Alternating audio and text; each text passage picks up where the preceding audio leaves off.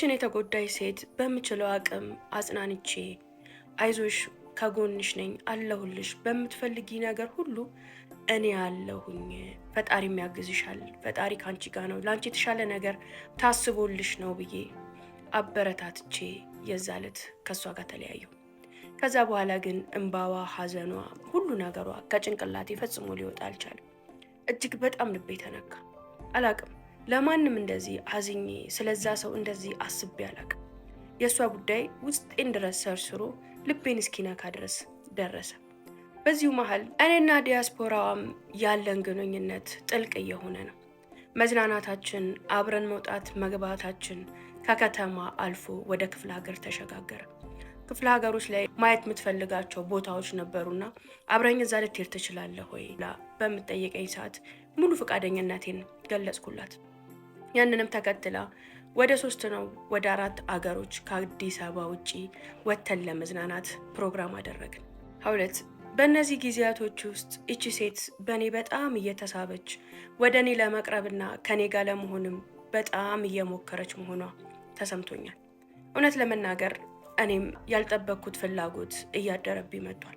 ቢሆንም ግን የጓደኛዬ ጉዳይ ትዝ ሲለኝ ራሴን ሰብሰብ ቆንጠጥ አድርጌ ኮስተር እላለሁ። ምንም ቢሆን ምን በሴት ቀየረኝ፣ የኔን ሴት አማሎ ወሰደ፣ ተጠቀመብኝ እንዲለኝ አልፈልግም። እሷ ግን እየዋለች እያደረች ያ መሳቧንና ከኔ ጋር የነበራትን ፍላጎት ግልጽ እያደረገችው መጣች። ወድጄሃለሁ፣ አፍቅሬሃለሁ። ምናልባት ያ ሁሉ ነገር በእኔና በሱ ማል የተፈጠረው የኔና እሱ እድል የኔና እሱ ጣፈንታ አንድ ስላልሆነ ነው። የኔና አንተ እድል ሳይሆን አይቀርም አንድ እያለች ግልጽ አውጥታ ጠየቀች። ከዛም አልፎ ክፍለ ሀገር በነበርንባቸው ሰዓቶች ላይ ትፈታተነኝ ጀመር። መፈታተን ስልሽ ይገባሻል፣ አንዲት ሴት ልጅ ወንድ ልጅ ለመጣል ማድረግ የምትችለውን ሁሉ በተደጋጋሚ ያደረገች። እኔም በሆነ ብርታት በሆነ ኃይል ታግዤ እነዛን ፈተናዎች 1 2 3 4 ባልፋቸውም የሆነ ጊዜ ላይ ግን መውደቅ ያልቀረ ሀውለት ያንን በማድረጌና እሷ እንደምትፈልገው ወጥመዷ ውስጥ በመግባቴ የኔም ትንሽም ሆነ ትልቅ ፍላጎት ቢኖርበትም በጣም ሀፍረት ተሰማኝ። ሆኖም ግን ሁኔታውን ቀጠልንበት። እሷ ምንም አልመሰላትም። ሁሉ ነገር እንደመብቷና ትክክለኛውን ነገር እያደረገች እንደሆነ እየተሰማት ስለነበር ከኔ ጋር በነበራት ግንኙነት በጣም ደስተኛ ሆነች። የመጣችበትን ዓላማና ያን ሰው ጭራሽ ከነመፈጠሩ እረስተዋለች። የሱ ችግርና የሱ ሀፍረት የሱ ስህተት መሆኑን አምና ተቀብላለች። ልክ ናት በርግጥ። እኔ ግን በጣም መጥፎ ስሜት ተሰማኝ። ትክክል አይደለሁም፣ ይሄ ትክክል አይደለም፣ ጓደኛዬን በጣም የሚያስቀይምና እስከ መጨረሻው የሚያሳጣኝ ነገር መሆኑ ወለል ብሎ ታየኝ። ስለዚህ ይህ የኔና አንቺ ግንኙነት እባክሽ በእኔና አንቺ መሀል ይቅር፣ ለሱ እንዳትነግሪው፣ ይጎዳል፣ ከመጎዳትም አልፎ የኔና እሱ የረዥም ዓመት ግንኙነት አደጋ ውስጥ ይገባል ብዬ ለመንኳት። እሷ ግን መናገር ነው የፈለገችው። ምን አገባው? እኔና እሱ እኮ ከትውውቅ ያለፈ ምንም ነገር የለንም። ስለዚህ የፈለግኩትን የመምረጥ የፈለግኩትን ሰው ህይወቴ ውስጥ የማስገባት መብት አለኝ፣ አንተም መብት አለ። መርጬህ ነው፣ አንተም ፈቃደኛ ሆንክ። ስለዚህ በእኔ እናንተ ህይወት መሀል ምርጫችን ስለሆነ እኮ ሊመለከቱ አይገባም። እንኳን ባልጀመርኩት ግንኙነት ይቀርና ከእሱ ጋር ግንኙነት ጀምሬ ህይወት ኑሮኝ እንኳን ቢሆን አንተንም የመምረጥ መብት አለኝ ብላ ትሟገተኝ ጀመር።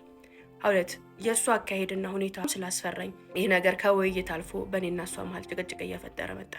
አዲስ አበባ ስንመለስ አጥብቄ ለመንኳት፣ እባክሽ ከከተማ ውጭም እንደወጣን እንዳትነግሪው፣ እንደዚህ አይነት ግንኙነቱም ውስጥ እንደገባን እንዳያቅ፣ ቢያንስ ከዚህ እስክትሄጂ ብዬ ተማጸንኳት። ለምን እንደሆነ አላቅም፣ ግን እሱ እንዲያቅ እሷ በጣም ፈልጋለች። ለምን እንደሆነ አልገባኝም። በዛም ከእሷ ጋር ተጣላሁ። አኩርፌ ስዘጋት አልቻለችም ነበርና በቃ እሺ አንተ እንዳልከው ይሁን ብላ ታረቅን። ለእኔ ፕሮሰስ ማድረግ ጀመረች ይዛይ ልትሄድ። ያ ከመሆኑ በፊት ግን ሽማግሌ ልከ በትክክል ቀለበት አድርገን ተጋብተን የኔናንተ ጋብቻ ደግሞ ገሃድ ወጥቶ መሆን አለበት።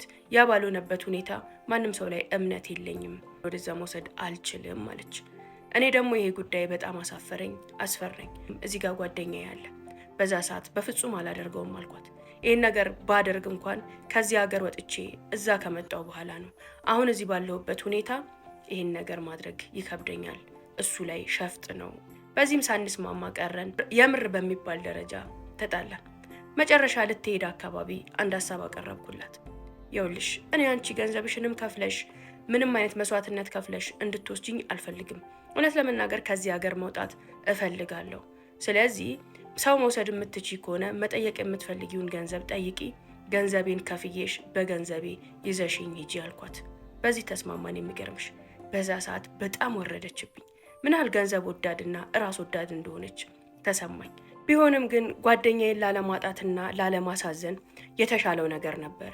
አግብታኝ እዩልን ስሙልን ብለን ሀገር አውቆት ጓደኛውን ወንድሙን ካደ፣ ወንድሙን እጮኛ ነጠቀ ከሚባል ስያሜና ከሚባል ስም መሰጠት ይሄ የተሻለ ነው። ገንዘቡን ከፍሎ ሄደ። በቃ በዛ ተስማማን። በጣም ብናደድባትም የጓደኛዬንና የኔን ወዳጅነት ጓደኝነት ለመጠበቅ የተሻለው መንገድ ሆኖ ታየኝ። ሀውለት ገንዘቤን ከፍያት ፕሮሰሱን ጨርሳልኝ ወደዛ ሀገር ሄድኩኝ።